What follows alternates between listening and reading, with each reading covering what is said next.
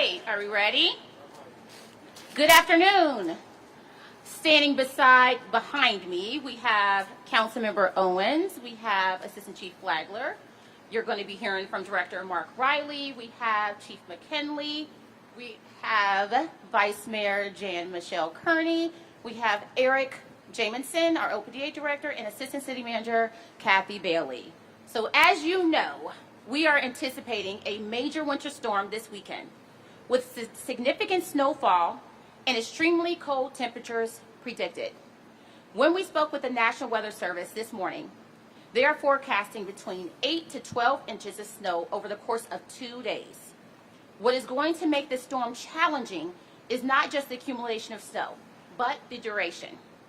Right now, it's predicted that the snow will begin falling on Saturday afternoon and continue to come down all the way into Sunday, possibly even going into Monday morning. That means that when our crews are out plowing the roads, more snow is coming down right behind them. That's also going to make the roads very dangerous. Fresh snow makes it slippery and causes visibility issues. And at the more basic level, adding more snow on top of what we already plowed means the streets won't be snow-free for quite a while. So my simplest and most urgent message is this: please stay home this weekend. Pop some popcorn, watch a movie, break out the board games, or play in the snow with your family. But keep our snowplow drivers and their families on your mind and let them do their job without unnecessary traffic or on the road. Of course, if you have no choice but to drive, please be cautious. Give yourself plenty of extra time to arrive and make a lot of space for our plows and trucks. Because of the intensity of this weekend's forecast, I am officially designating a snow emergency in the city of Cincinnati as outlined by the Municipal Code, Section 502-25. Please be aware that this is different from the Level 1, Level 2, and Level 3 snow emergencies that can be declared by Hamilton County. The snow emergency I'm activating today is specific to city streets that are marked as snow emergency routes. These are clearly marked using signs, and they typically overlap with areas used for street parking. During the snow emergency, you cannot park your car in these areas. We are able to tow you and fine you if you are not in compliance. So please, check where you're parked and move your car. If you are in a snow emergency route, you need to move to a different spot. And even if you aren't, if an alternate parking spot is available to you, please use it. Parked vehicles are unfortunately a big challenge for our snowplows. And if we can get as many people out of the street parking and into driveways and garages as possible, it will make a huge difference this weekend. As we typically do with winter weather events, we'll be activating the Emergency Operations Center throughout the weekend to better coordinate our response between local, county, and state agencies. The EOC is an incredible resource that helps us share information and get everyone together. And I'm joined here by Assistant Fire Chief Matt Flagler, a familiar face to all of you, who will be helping run the EOC as he so frequently does.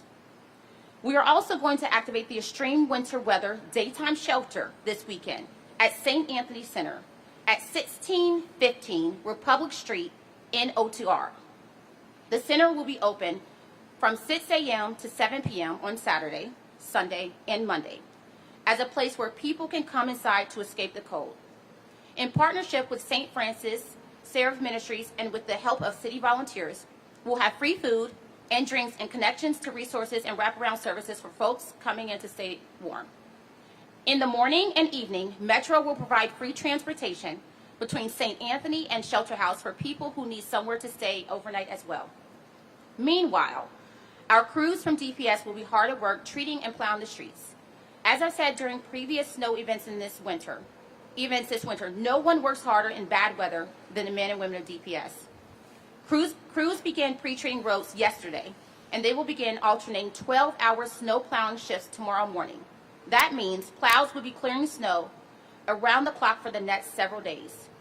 Over the past year, we've invested in new training, new trucks, and new technology to meet the challenges Mother Nature presents us. I have full faith in DPS and Director Mark Riley, and we'll handle the snow as efficiently as possible. But it bears repeating. The long duration of the snowfall means that this is a marathon, not a sprint. It might even be an ultra marathon at this point. So the most important thing is that people help us out by staying off the roads and moving their parked vehicles if they can.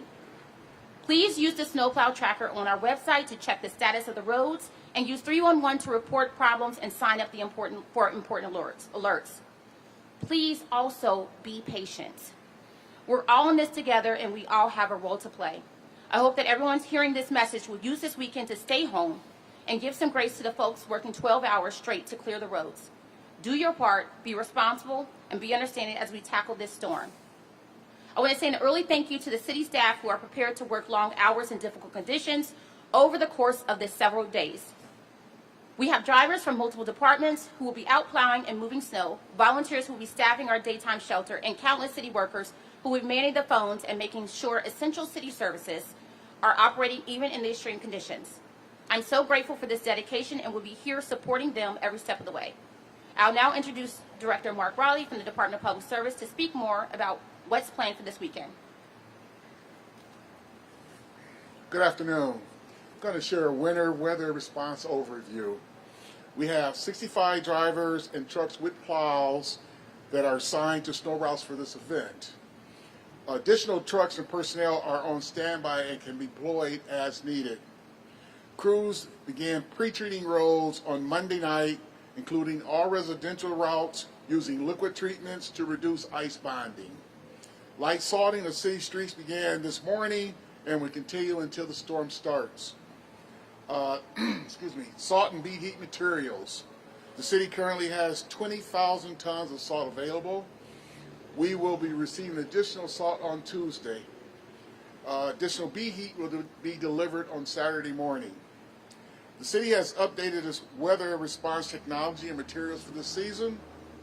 Drivers completed additional training this fall just to focus on this type of an event. The storm is expected to cause significant travel impacts. Roads may become snow-covered quickly during high snowfall. During active snowfall, crews will prioritize priority 1 routes, major roads, and emergency corridors. It may take time to return to residential streets during this heavy accumulation. Once snowfall begins to taper off, crews will shift back to residential neighborhoods as quickly and as safely as possible. We're working 12-hour shifts. That begins on Saturday a.m.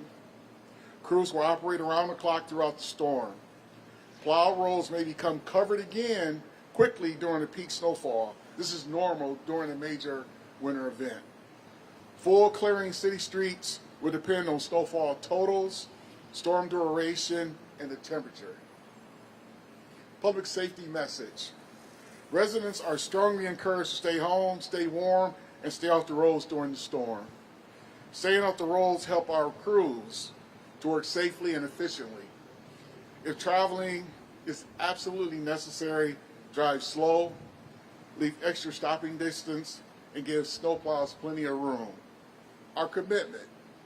The city of Cincinnati is prepared, well supplied, and ready to respond. We appreciate the community's patience as crews work to keep the city streets safe. And I also want to thank the team of DPS, MSD, Water, Parks and Recreation, and the Department of DOTE for their assistance during this snowstorm. The crews are committed, they're well prepared, and we like your support. Thank you.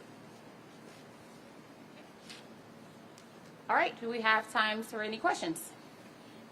Yes.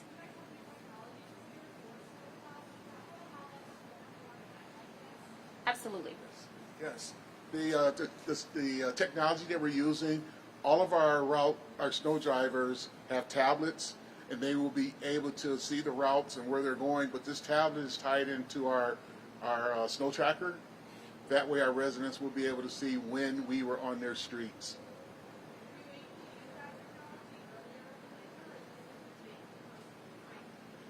We have used it. We've had 5 events, and we've used it each event.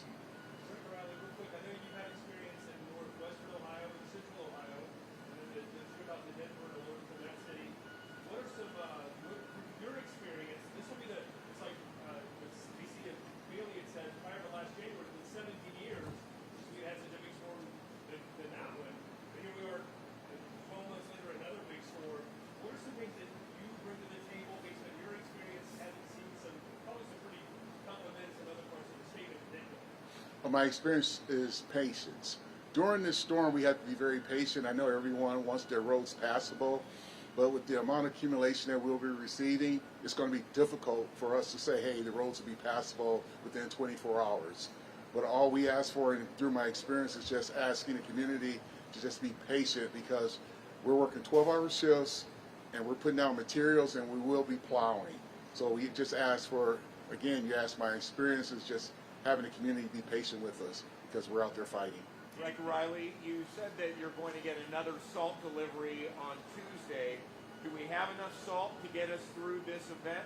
Absolutely. We currently have 20,000 ton, and that should take us at least until the following week. But we want to just make sure we're being very proactive. So we ordered the salt just to make sure we have enough to continue fighting this event. A lot of people that we heard from said that snow tracker did not necessarily work in the last snow events as they had hoped. It showed that they had their street plowed on the snow tracker, but they looked outside and it didn't appear to be plowed. Was everything working the way it was supposed to on that snow tracker in the last event? And are we expecting it to work as well or better in this next event?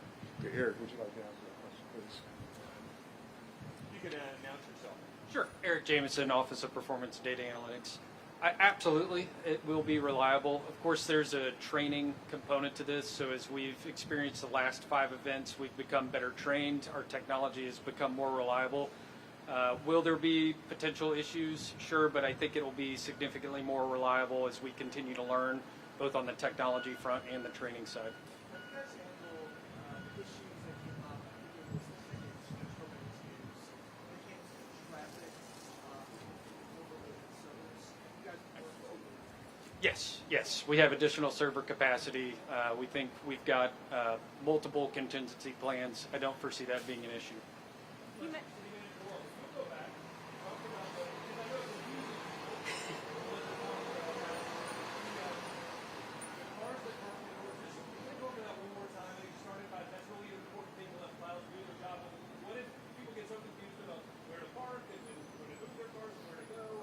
Absolutely. My advice would be, for instance, I'm already practicing behavior myself. This evening, when I'm going home, I'm going to park in the driveway. If you have a neighbor that has a driveway and you know there is signs that are throughout the city where you say in emergency, it's red and white signs, and they say on snow emergency, no parking. That's what you need to look up and utilize as a guiding light for where you need to not park.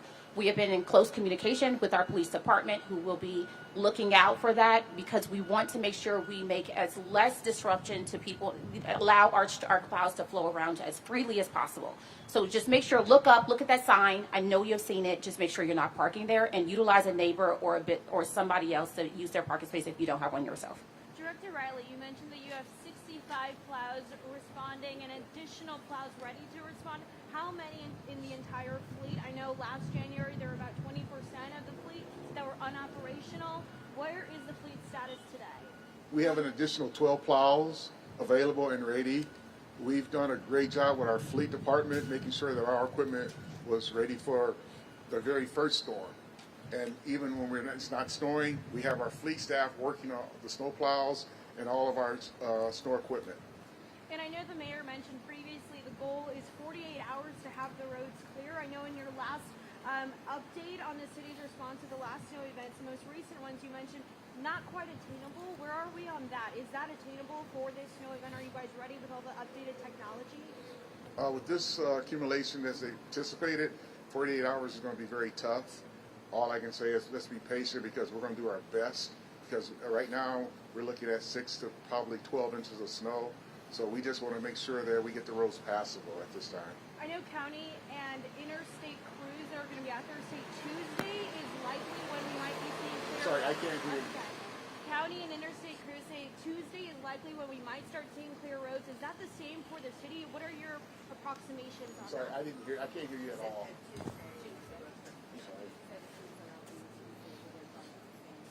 Okay.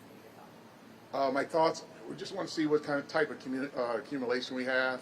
Hopefully Tuesday, but we're going to be working around the clock until we can get all the roads passable. City Manager, one more to you. Any federal input? FEMA? Are we at that stage yet? Or are we hearing anything from the feds? What I would say is that there are several, like during flooding and stuff, when we do have damage of that nature, we have in the past utilized FEMA funds to help in that. But that would have been what I would be using Assistant Chief Matthew Flagler to recommend if there's damage of that we would utilize those opportunities to get reimbursements. Hey, Chief Flagler, do you mind stepping up? Right now, our federal work is around dealing with the Weather Service, who's a great partner. We meet with them daily. And then, like the city manager said, we have access to the Department of Transportation with some of the highway issues in case we need to communicate with them. But this is mostly a local issue. Chief Flagler, do you anticipate anything different now, given the new technology, given the size of this storm, given new roads, new slowing mechanisms on the street? Yeah, most of that's going to be for Director Riley. I think his team is ready to go. I know that we're ready to coordinate. I feel very confident around the team that's coordinating in the moment to make sure that all the city agencies are focused on the mission. Director Riley, are the drones and weather stations up and running? Is that going to be implemented this snowstorm? No, unfortunately, the weather stations are not. We just received them yesterday. There was a backlog on them, and so we will have them up next week. And the drones? I'm sorry? Drones? The drones? Hi, Kathy Bailey, Assistant City Manager. Waterworks and Sewer have drones available to help us. However, our priority right now is to utilize more of their staff to help go out and clear the roads. And so we're focusing on that first. And if we need to put those drones up in certain areas, we'll be able to do so. Question for, I think, Director Riley. We're getting into extreme cold temperatures right after the snow event. It's my understanding that has an effect on how effective our treatment, the road treatment is. Can you talk about that and whether we're prepared to deal with that? We are prepared. The liquid material we use, beat heat, is used just for those low temperatures. We have included it in our salt, but it's a treatment that we can also use when the temperature drops. And Director, can you talk about there's been a tremendous number of new slowing bumps and things of that nature that have been added since the last major storm that we've had. How does that affect your plow drive? Well, I think with our plow drivers, the additional training that they've had, we had a robust training to make sure that every driver can operate every piece of equipment as far as a dump truck, a construction truck, or a pickup truck. So that way, no matter what type of conditions they're out on, they have experience with a vehicle with a plow on it. I'm talking about the new bumps in the road, the speed Oh, you mean bumps, the traffic things of stops? that nature. Oh, the speed bumps. Oh, we'll handle that because we've already had 5 events. So every driver has been assigned to a particular route. So they know that route. They know where all the speed humps are. They know where all the steel plates are. So it shouldn't be a problem with them because they're aware of their certain areas on their routes. I imagine you would like to have had weather reporting stations in place prior to tomorrow or Sunday. Disappointed in that, or is that expected? I've been reporting on a couple of days how beneficial those will be at some point. Perhaps not during this snowstorm, obviously, but what's your thought about that? I would expect it because every city in the country are made an order. So they were just late getting them to us. So. Well, when we have those, how beneficial will that be? This new technology, I've never heard of one of those. Okay, it'll be very beneficial because in the 10 locations that we have established, we'll be able to see the snow depth, the road temperatures, and also we'll have there's a video that we can watch what's going on in that particular intersection. So that would allow us to say if it's snowing more on the west side, we have a visual that we can, send our workforce over to the west side. Director Riley, I know you guys are grinding the roads, pre-treating it, already started. Are you guys going to be laying down salt during the snowfall on Saturday into Sunday, or are you guys going to wait until it stops? No, we're going to be treating the streets throughout the store. Last question. When it comes to the plows on standby, the extra employees, does that have to do with, I know it was October, this first press conference we had about the changes made to the snow response. Does that still do that, right? Out ahead of double employees, or those people on standby extra besides this count coffee? All hands are on deck. We've already set up having additional staff on standby, so we're all prepared. We have all hands on deck. Are those just other city employees, or those people within DPS, outside of DPS? The departments are DPS. Are those people within DPS, city employees outside The outside employees, we're working with MSD, Water, DOTE, Parks and Recreation. They're assisting us with this. Yes. Thanks so much. Okay, thank you.